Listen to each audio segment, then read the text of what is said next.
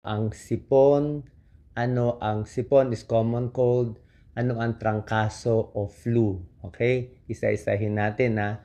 Doon muna tayo sa pinaka-mild. Allergy, sipon, trangkaso.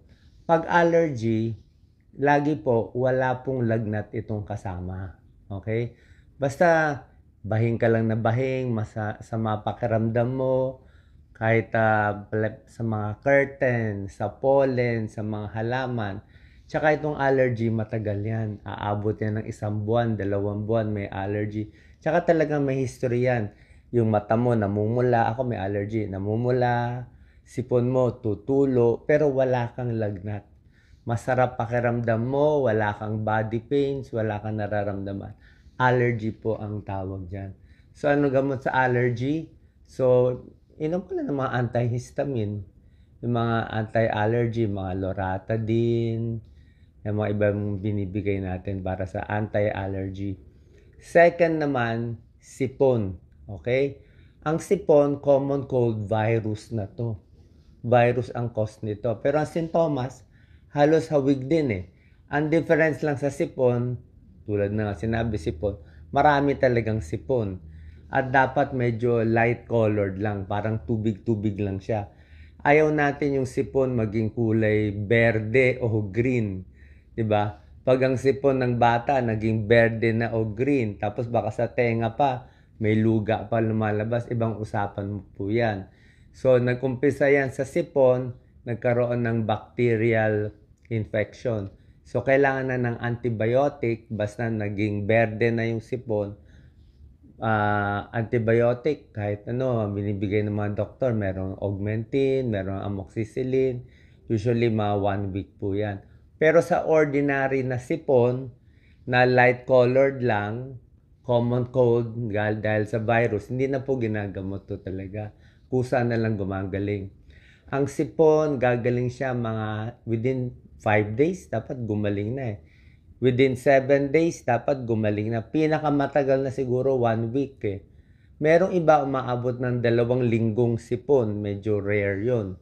Basta pag sipon nyo lampas na ng 1 week, baka allergy na yun. Pakita kayo sa doktor nyo para ma-differentiate natin. Ang sipon din, pwedeng medyo umiinit ka konti. Pwedeng parang sa hapon parang lalagnatin. Siguro between 37 hanggang 38 ang temperature. Minsan pinapawisan. Body pains, konti-konti. Kasi virus siya. Pero konti-konti lang, very mild. Tsaka kung may lagnat man, parang sinat-sinat lang. Okay? So, inuulit ko Number 1, allergy, walang lagnat. At pangmatagalan, anti-allergy. Okay? Pangalawa, sipon, pwedeng may konting lagnat, konting body pains, pero masarap pa pakiramdam mo. Tumutulo yung sipon, dapat light colored lang, parang malauhog lang. Pag naging green yan, may bacterial infection, kailangan bigyan ng gamot. Pangatlo naman, ito yung mas malala, trangkaso or influenza or flu. Pag sinabi mo naman trangkaso, may lagnat talaga to. Usually, 3 days, 4 days, mataas ang lagnat, body pain, masakit ang katawan, 'di ba? Baldado ka, hindi ka makatrabaho, masakit ang ulo, at walang sipon. Flu siya eh. Kadalasan wala siyang sipon. O, meron iban baka nahaluan ng sipon. Pero basically, basta trangkaso or flu, mataas yung lagnat. Okay? Body pains. Baldado ka, hindi ka makatrabaho, nandiyan ka lang sa bahay, nangihina ka. Flu yon. Ngayon, ang issue natin dito sa flu, kailangan ba ng antibiotic or hindi? Okay? Kung babasahin mo ang libro, syempre sasabihin, huwag mag-antibiotic kasi kung mag-antibiotic, pwede magkaroon ng resistance. Ibig sabihin, karamihan naman ng flu ay dahil sa virus. So, no need ang antibiotic. Pero in practice, depende rin kasi, let's say, yung trangkaso mo matagal na. Let's say, yung trangkaso mo may kasamang tonsillitis.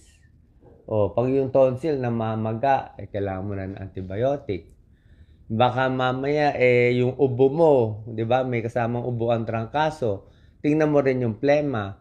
Kung medyo yellow o yellow green na, isip natin baka baka may bacterial infection na binibigyan rin ng antibiotic. Isa pa, kung matanda, elderly, di ba? May mga sakit. Takot tayo na baka lumala yung trangkaso niya, yung flu, baka maging pulmonya pa o ano pa mangyari. Minsan binibigyan na rin natin. So, depende pa rin yan. So, sana po sa short video na to napaliwanag ko ano difference ng allergy, sipon, at trangkaso. Trangkaso dapat 1 week lang yan.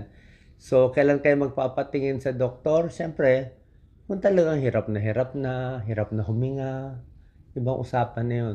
Pag nakita mo yung leeg, galit na yung mga litid dito, di ba? So, ibang usapan na yun. Kung 1 week na yung lagnat, actually, mga 4 days, 5 days yung lagnat, kailangan magpa-check na tayo. Mataas ang fever, di ba? Masama pakiramdam. Makita mo yung hirap na hirap yung bata o matanda na may sakit. Pag nakita mo, lagi na siyang hirap na hirap, pa-check na natin sa doktor. Usong-uso sakit ngayon, sana po